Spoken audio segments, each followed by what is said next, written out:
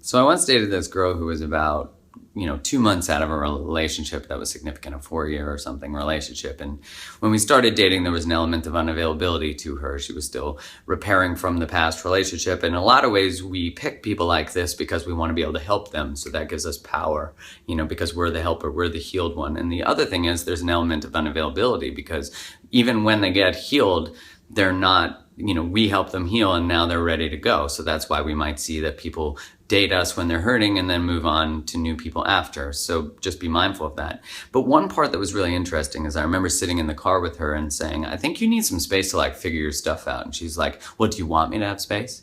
And I was like, no. If you don't need it, you don't have to take it. And what I did there in hindsight, because the relationship dissolved a month later, is I abandoned myself in that moment. The truth was she needed space. I needed to honor myself. I wasn't happy, but I let myself go for her there. So we all do this. We all abandon ourselves in moments. We let go of what we truly want, what we truly need. And my deepest intention was to be in a relationship. I wanted a relationship. I was ready to commit to a relationship, to develop and grow with her.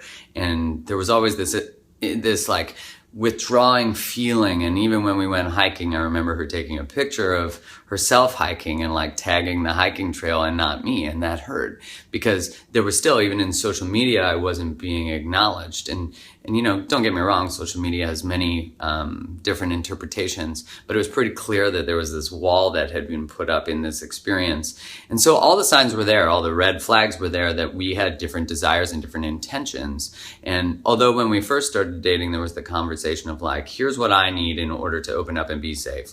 I want to be monogamous. I don't want to date other people. I don't want to, be involved sexually with anyone else. So all of these conversations had happened, but as I was building what I thought was a relationship, she wasn't ready for one, and we could see all these times.